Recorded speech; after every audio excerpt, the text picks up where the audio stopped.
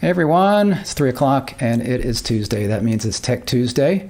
And we are going to be continuing on our series on cybersecurity and specifically the NIST Cybersecurity framework that's required for internet service providers if you want to get money through the BEAD program. I will be right back with my special guest, Travis Abrams from UNS. See you in just a second.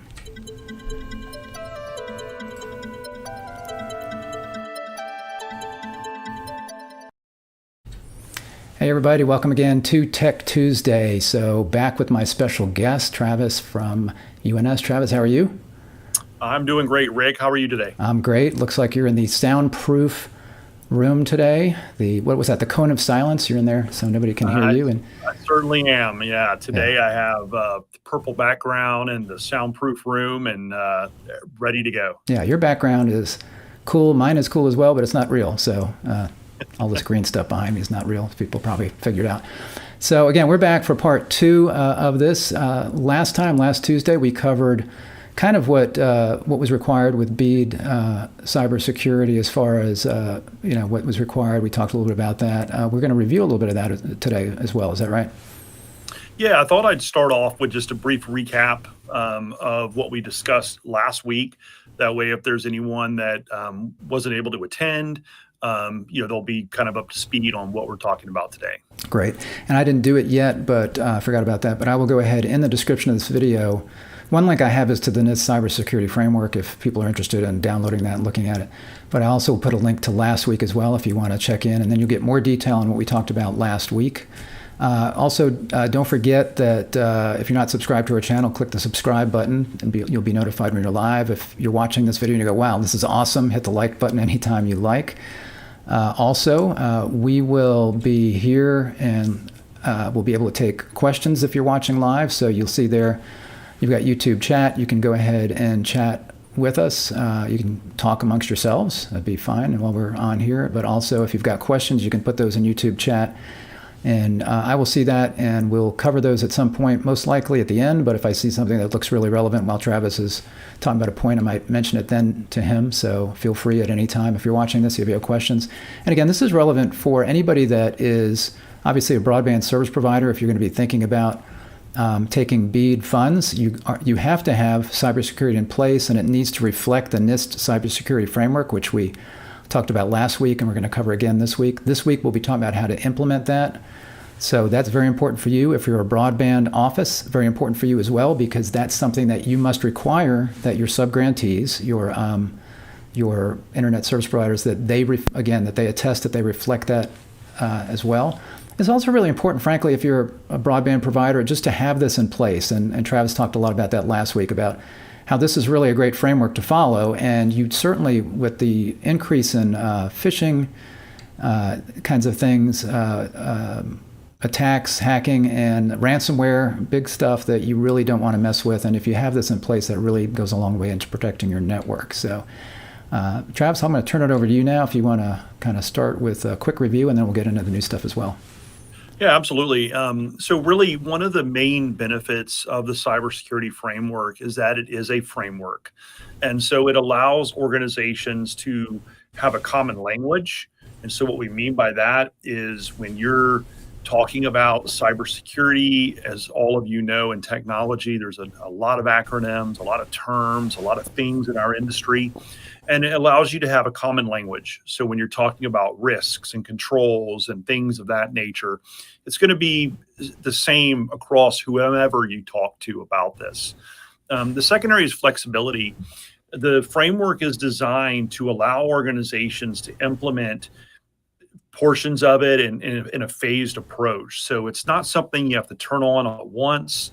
It's going to allow you to implement it, whether you're a small company or, global 100 company, right? Everyone can implement the framework because of the way it's designed.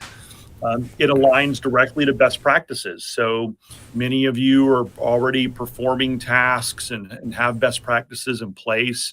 And this is just going to allow you to align with that. And it's going to give you guidelines for additional best practices. How do you manage your security? How do you manage your business and all of the IT functions so that you're meeting those best practices, which is going to also immediately align you with being more secure. The collaboration and communication. So if your partners or customers or other people, like Rick mentioned, the BEAD program, are all talking in NIST with that common language, and you're able to follow it, it's going to allow for better collaboration, better communication among your customers, your partners, and your suppliers. And then it really helps you meet regulatory compliance. So if you are under any other regulatory requirements, could be PCI if you're doing credit cards, it could be state requirements now. A lot of states are getting serious about cybersecurity, implementing different requirements. NIST maps to all of these different requirements. So if you're implementing one framework, you can generally map to all frameworks. And so that's going to be really helpful, especially also cybersecurity insurance. So having NIST implemented is going to give you pretty much all the best practices that cybersecurity insurance is asking for, and more requiring of clients in order to either be covered or not have a premium that's outrageous. And then there's a model of continuous improvement, right? One of the things we talked about last week is you need to periodically check, right? And validate that what you're doing is still relevant, right? So if you're merging with another company, or at least annually, you kind of want to review it. And then it gives you a roadmap of where you want to be. And for some organizations, that could be a multi-year roadmap. It could be a journey. But this allows you to have a very structured approach in how you implement that. So that's a little bit of the recap from last week. Great. And by the way, the first screen I had on, I had an overlay from a previous guest. So her name was up there where your picture was, but I've got another one up there now. So you are back to Travis. Back to being Travis. So when you think of NIST, there are there are 5 core components of NIST, right? And if you read these, they're pretty straightforward: identify, protect, detect, respond, and recover. Now, each of these 5 areas has categories beneath them. And we're going to give you a sampling of what those look like. I'm not going to try to show them all to you because it would just be a little overwhelming with the small text, right? But every area has categories and subcategories beneath that. And it's pretty straightforward if you think about it. For identify, you really need to understand what you have. You cannot protect what you don't know. So under the identify phase, it's really about identifying what are your assets. Do you have a good asset management program for your cybersecurity, for your endpoints, desktops, servers? Do you know what your critical applications are in your environment? So if you were to lose a server, how does that impact your ability to conduct business? So many of you know this already. You already have this. It may not be documented always the best, but it's definitely in someone's head. And usually through a simple interview process, we're able to help clients uncover and document properly those cybersecurity risks. What are my critical systems? How do I track the assets? What data do I gather and how is it stored? What are my critical business capabilities? And then you need to move into that protect phase. And this one is a lot more common to what most of you are familiar of when you think of cybersecurity. So under the protect phase, you're going to have more technical controls, right? You're going to have things like antivirus, firewalls. You're going to have more of those technical tools, but also procedures. And then that's one of the big things about all of these frameworks.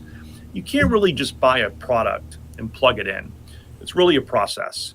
So while there are, technologies underneath there, there's also things like, is everybody using a shared password? Do you have administrators maybe sharing a domain admin account? Well, that's not good, right? Everyone should have a unique, administrative account. And that again falls under your best practices. So under the protect phase, we're really thinking, how do we prevent the attacks? How are we protecting our data? What are we doing as far as day-to-day management to limit and reduce the likelihood of an attack? The third phase is detection. So once you have these tools in place, right? And you'll see this is a very phased approach. You go through, identify your risks, Mhm. you then protect your assets. And now, how are you detecting threats against your environments, right? So having an antivirus that no one ever looks at the logs or the alerts is not going to help you.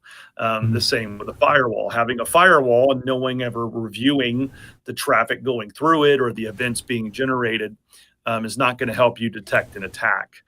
So you have to have mechanisms in place. And this is, again, both technology, processes, and people that can detect those attacks and alert in a timely manner. One of the scariest statistics in cybersecurity is the amount of time it takes for a company to identify they've been breached. And in 2022, that was around 9 months on average Wow. that it would take companies to detect they have been breached. Now, if you're hit by ransomware, you're probably going to know pretty quick once they start encrypting your machines, but they could have been in your environment for months before that. So we want to detect them as soon as possible, early in the stage, before they have the ability to conduct an attack against your environment. I was going to say also that's very important even on the short term, because if you have, let's take ransomware for example. If ransomware gets on a particular machine in your network, and it could be a lower level employee like an admin that clicks on something they shouldn't, and then it gets on their machine, but their machine has access to the really important stuff. The sooner you can isolate that, and it can't be 9 months, the sooner you can isolate that, you can maybe protect that from spreading to the database and everything else that can be then held hostage, right? Yeah, absolutely right. We've seen environments where we've been called in to help after the fact, where the attackers were in the environment for weeks before they started actually initiating the ransomware attack. Mm-hmm. Why do they do this? Well, one of the common tactics for these attackers now is they will actually copy all your data out of the network.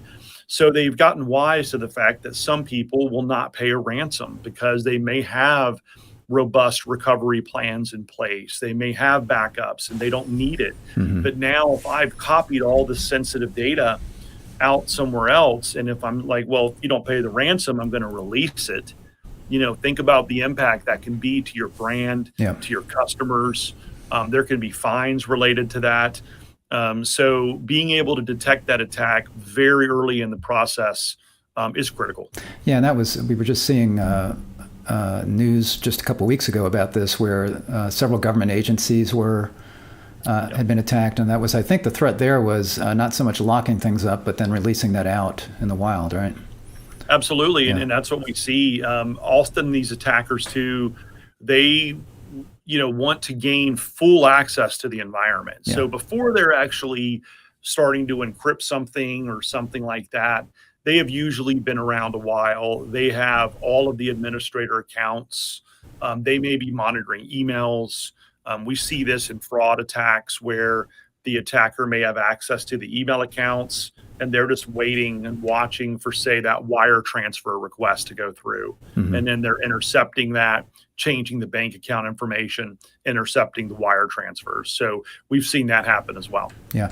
And, you were talking about you need people to do this, and that's sometimes the biggest challenge is you can get all the technology in place, but then you have to have people that are monitoring that, and not just, work hours, really 24/7. So I want to make sure that everyone that is watching this knows that we can help here with our partner, UNS, that if you, as you go through this cybersecurity framework and see everything that's involved, that we can provide these things as a service, including a lot of what Travis is talking about here, and he's going to continue as he goes on through this. I know he may not be done, but as he goes on to this, you'll be seeing how we can help you through that. So I just want to make everybody aware of that. Yeah, absolutely. Mm-hmm. So now we're on through the first three phases: identify, protect, and detect. So now let's talk about your response, right? You have to be ready to respond to an attack. The idea that we're going to be able to lock everything down and never have any level of a cyber breach or incident is simply not what we want to plan for, right? We want to plan for something happening. And so you need to have an action plan. You need to have a written response, a written document. Often what we'll do with clients is we can come up with very common scenarios, right? So a ransomware attack is the easiest, most common one, but how do you respond to a ransomware attack, right? You want to have that planned out. You want to have it documented so everyone knows what to do. You don't want people asking a question, should I turn off the firewall? Should we shut down our servers? Like you need to know and have a plan how to do that so that you are mitigating the incident. And cybersecurity insurance, this is a big one for them too. While they're requiring clients to have all of the protection capabilities, they're also now expecting you to have a written, documented plan of how you're going to respond to a cybersecurity incident. And again, it could be ransomware. It could be unauthorized access to customer data.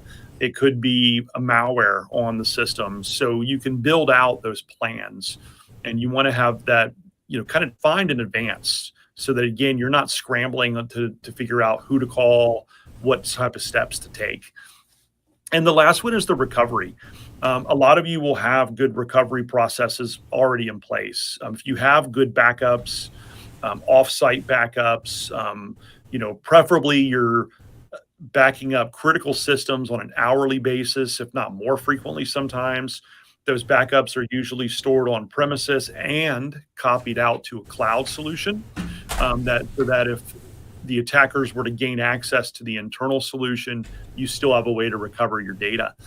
We've seen these type of attacks happen as well.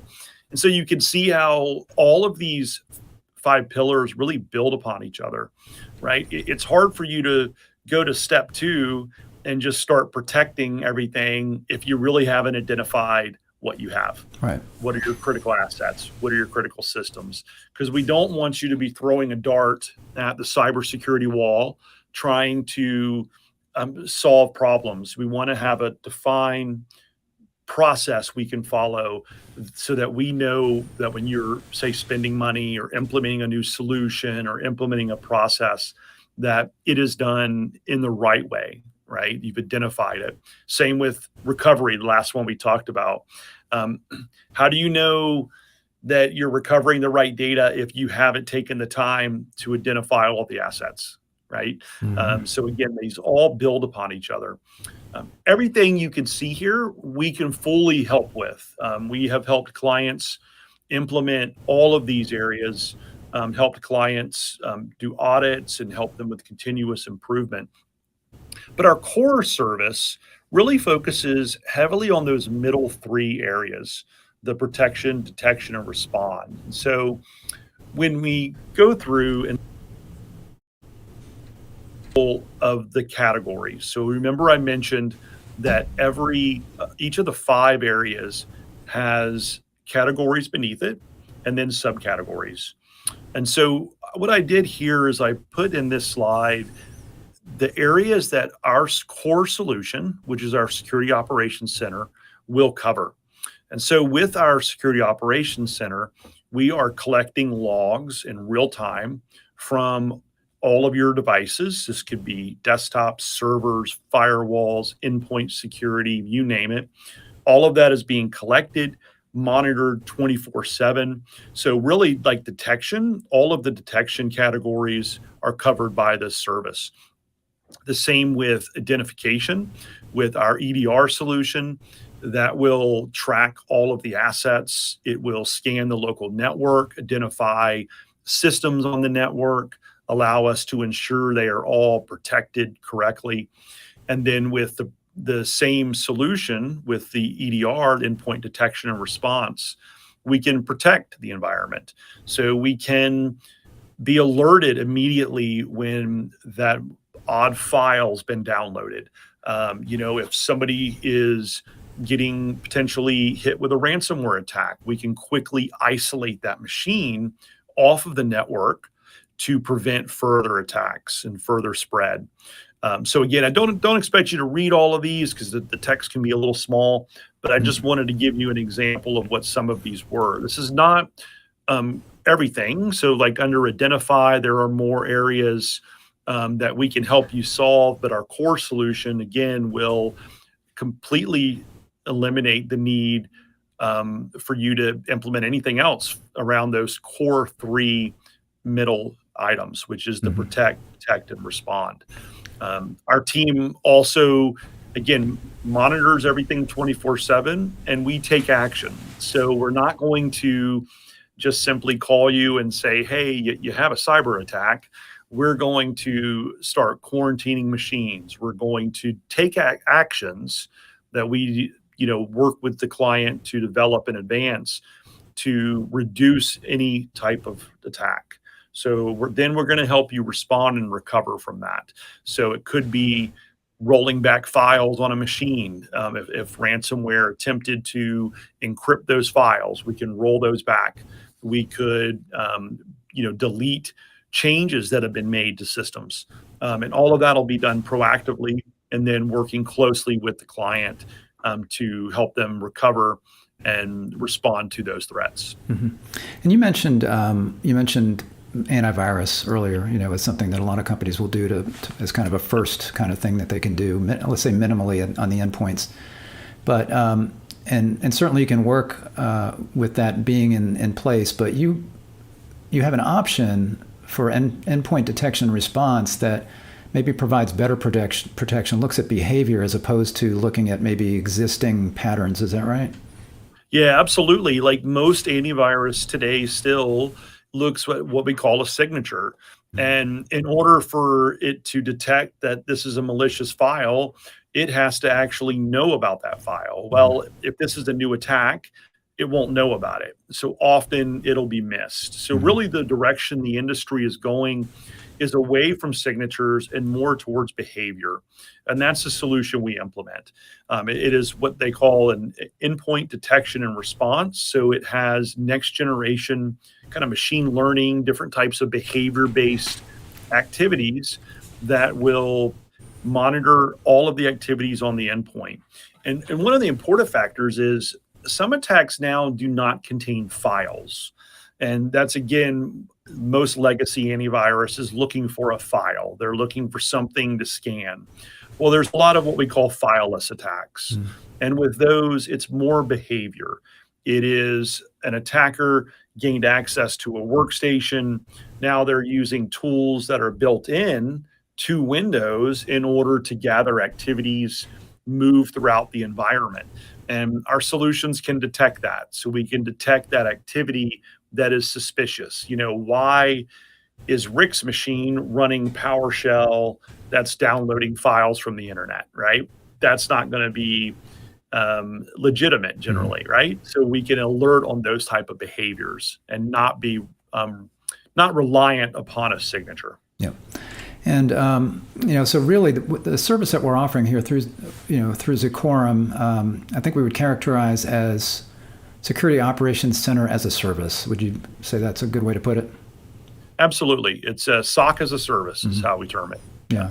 So in a sense, that's kind of encompassing a lot of these. Was that the three issues or the three core things that you were talking about, kind of in the middle? Yeah, it really resolves all of the categories under the protect, detect, and respond. And then it helps with one of the categories immediately in the identify category. Now, again, there are other categories that we can help with, but some of them are things. An example under identify would be documenting your critical assets, right? Well, we would have to work with the client to know which of these assets are critical to your business functions, right? So documenting that. So understanding, what are the applications that I need at a minimum to run my business. And then we would help you document those. And then you can build the protection as relevant around those critical assets. So again, we're using a systematic approach to determine what type of controls need to be implemented, what type of products need to be purchased, how does the security need to be built versus, throwing that dart, at the dartboard and hoping that you're hitting the right area. Okay. So if somebody has, if they say, we're going to go 100% towards getting some BEAD funding, we need to, we're going to have to get this NIST cybersecurity framework stuff figured out and make sure that we're have that set up the way that we need to have that set up. So let's say they contact us, then where does it start? I mean, what would you say, kind of what are the steps that are gone through to say, okay, we're going to make sure that we do the heavy lifting for you. You know, obviously they have, and maybe you can cover this as well as their responsibilities, but you know, we'll do a lot of the heavy lifting and a lot of the stuff that would be very costly, and both as far as people and systems. You know, where does that start, and kind of take us through the process? Yeah, absolutely. So we always do a scoping call that helps us understand the size of the environment, if what technologies may already be in place, because as often as we can, we like to build upon what you already have. We don't want to just, rip everything out or try to start new. So it's important to understand what the current environment looks like. So we do that through a scoping call, and that helps us understand how everything will integrate, and also, again, allows us to, provide the most accurate and cost-effective approach so that we're not having to redo what you may have already implemented. Once that is identified, of course, we'll have a proposal. Once the proposal is signed, at that point, our team will schedule calls with the points of contact with the client. This could be IT individuals, could be management, whomever that is. And we'll start building out the processes, right? So we'll start understanding, how do we deploy the software? We have a sensor we put on premises that will capture logs and will send alerts up to our cloud-based solution. So it's very lightweight. There's not much that needs to be done on the client's network, and that will then collect everything we need. We'll also develop things like call trees, right? So if it's 3 a.m. and there's an alert that you need to take action on, who do we call, right? How do we reach you? How do you reach us? So if there's something urgent from your side and you need to talk to one of our engineers, how do you reach us? So we really developed that entire communication plan. We'll start implementing the software, implementing the solution. We usually go through an onboarding phase, about 30 days. Now, usually within a week, we're monitoring events. We're starting to look right away, but we're kind of tuning it, learning your environment, learning what's relevant to you. And that usually takes about a 30-day process. And then we are essentially live 24/7 monitoring of the environment. And then I think you had another slide, didn't you? I might have missed that. Yeah. Okay. Yeah. And then, so let's just go through at a high level implementation. So what does it look like to implement NIST CSF? We talked a little bit about this, but the first thing is really prioritization and scope, right? So for larger clients, they may have completely separate networks. Maybe you have a network that is used to deliver the broadband solution to your clients, and you have a separate network for your corporate environment. So you can determine what is the scope, what is my prioritization, right? And so as we start analyzing and looking at your environment and looking at the systems, putting everything together, asset management, all of that, that's when you'll start to really move to the second step where you're understanding your risk. So if you can sit there and say, okay, we know we have a critical application and we've identified that it's running on an operating system that's no longer supported and we can't upgrade it because the vendor doesn't support it, well, that's a big risk. So how do you then build a profile around that to protect that system? So then that's where implementing the different cybersecurity controls and practices would be. Also an example, and one of the items I mentioned earlier is the flexibility of the cybersecurity framework. Some clients have went through this process and then said, our biggest threat and risk to our environment is ransomware. So we want to focus on implementing just the controls and practices that will help us prevent, detect, and respond to a ransomware attack. And so that's perfectly acceptable. So you can really kind of customize what type of controls you implement initially based on what you identify as your biggest risk to your environment. right? Now, risk assessments are critical to that. And so as you identify and prioritize all of the cybersecurity risks, now you're able to really think about what does my long-term plan look like, right? So I understand where I'm at now. I do a risk assessment, and that allows you to create that target profile. And really, the target profile, think about it, is that's your desired state. That's where you want to be. And that may not be something that you can do in a month. It may not be something you can do in a year. And that's okay. As you have it documented and you then have a defined goal of this is where we know we need to be as far as maybe products we need to purchase, services we need to implement, policies and practices, you're then able to prioritize those. And then once they're prioritized, you understand where your gaps are between your current state and your desired state. And then you're able to implement the plan of action, right? Once that's implemented, that's when you can start, implementing different solutions, things like that. And then, as we mentioned, there's a continuous improvement process to this too. So you want to regularly review, where you're at. We recommend at least annually, but if there are changes to your environment that are significant, we'd recommend doing that, and review during those changes.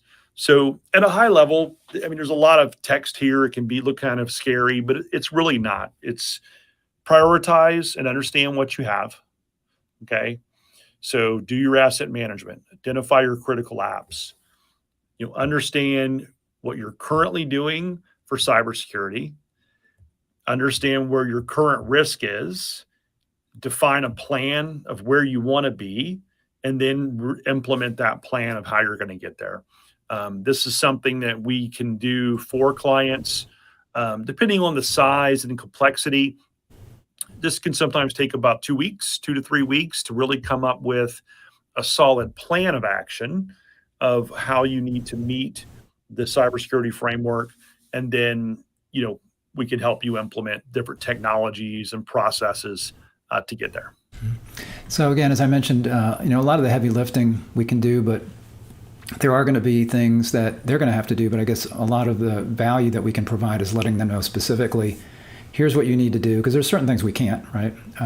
That's incumbent on them. That's part of their network. So what are those kinds of things that you may have covered it, but I just kind of want to delineate where it's like, okay, here's where they have a responsibility, and we can certainly help them point that out. Yeah. So the things we can cover, really a lot of the technology aspects, right? So when you think of implementing the technologies, the monitoring, the taking proactive action to contain, prevent threats from gaining access to the network, those are all areas we can do.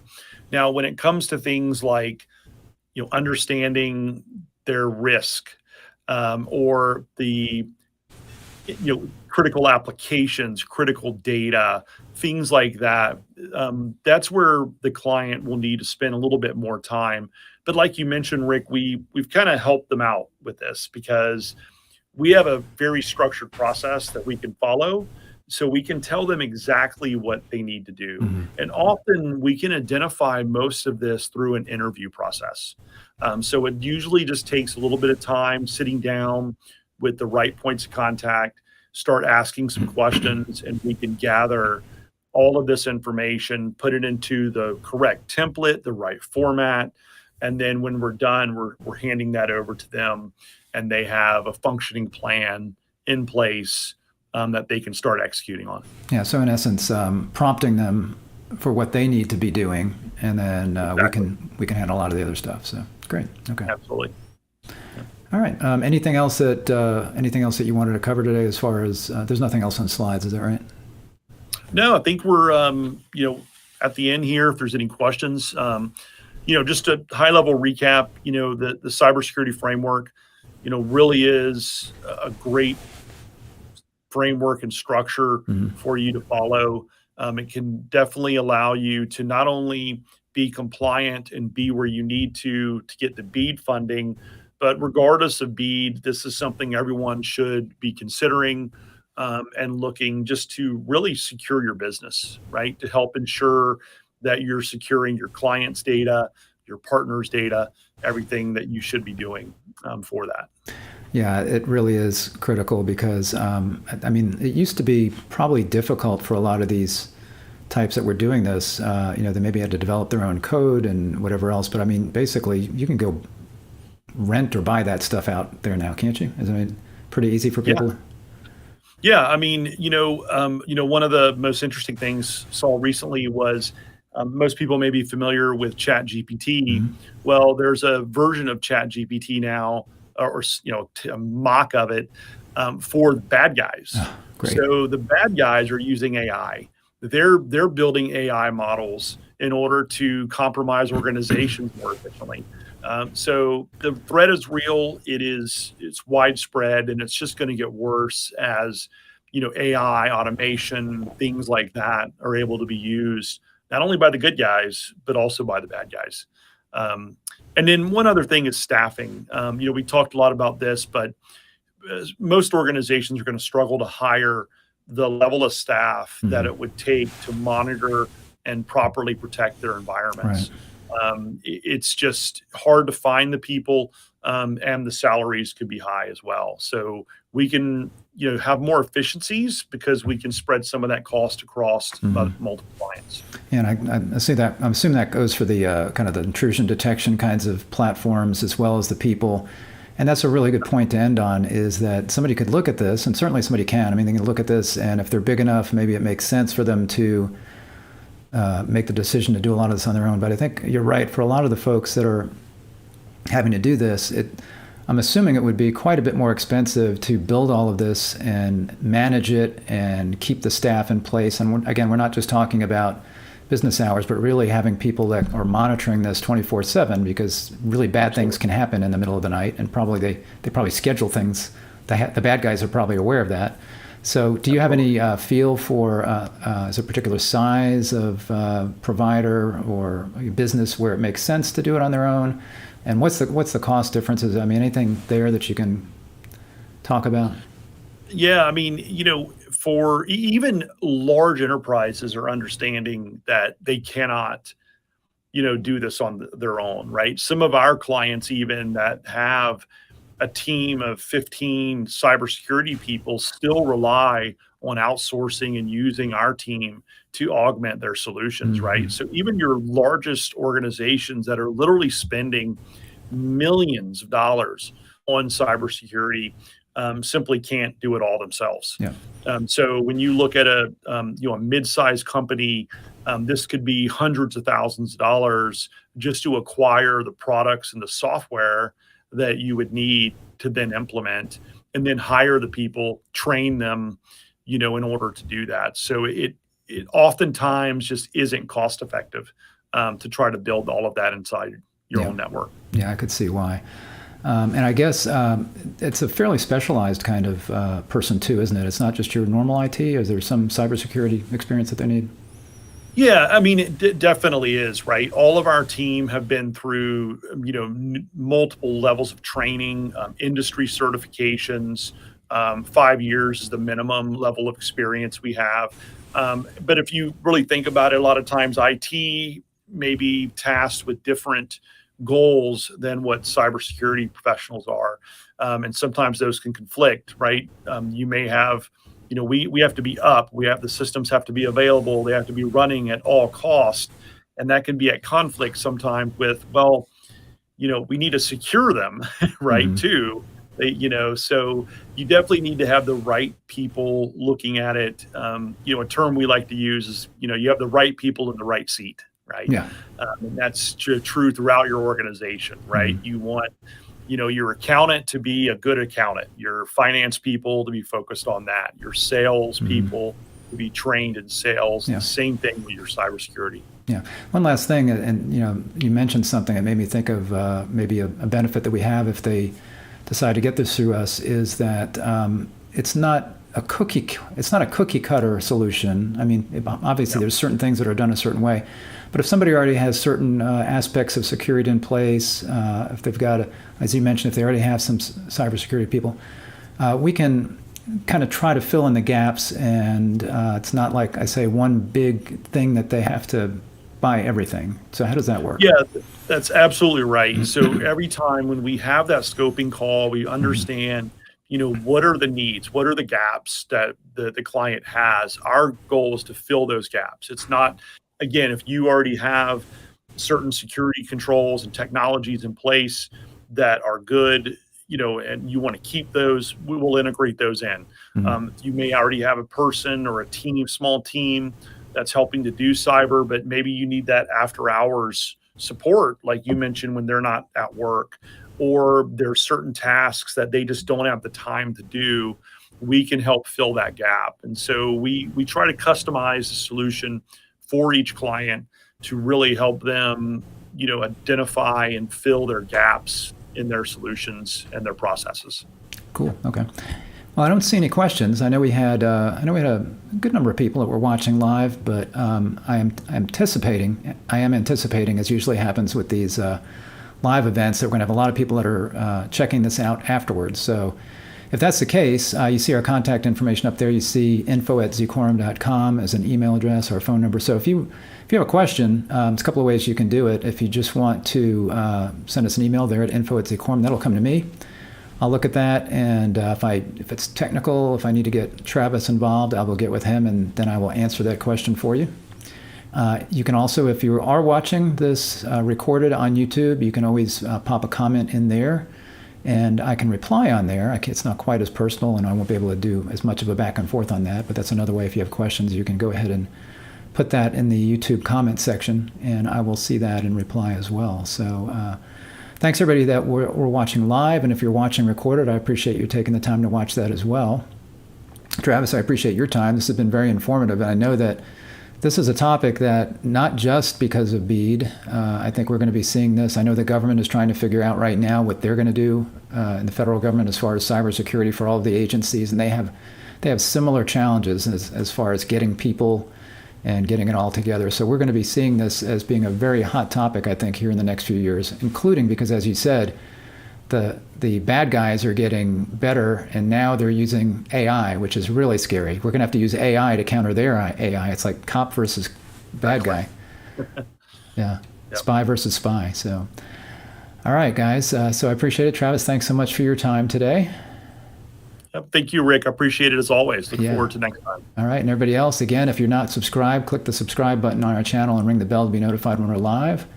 If you like this video, if you give me a like on it, I appreciate it. And again, you see our contact info there. So reach out to us if you have any questions about this. We'll be happy to help. Even if we don't provide the services for you, we'd be happy to answer any questions that you've got that we can fill in some blanks for you. So thanks again, everybody. And I will see you next time myself. For broadband deployment news, that will be tomorrow. Thanks a lot, and bye-bye. Bye-bye.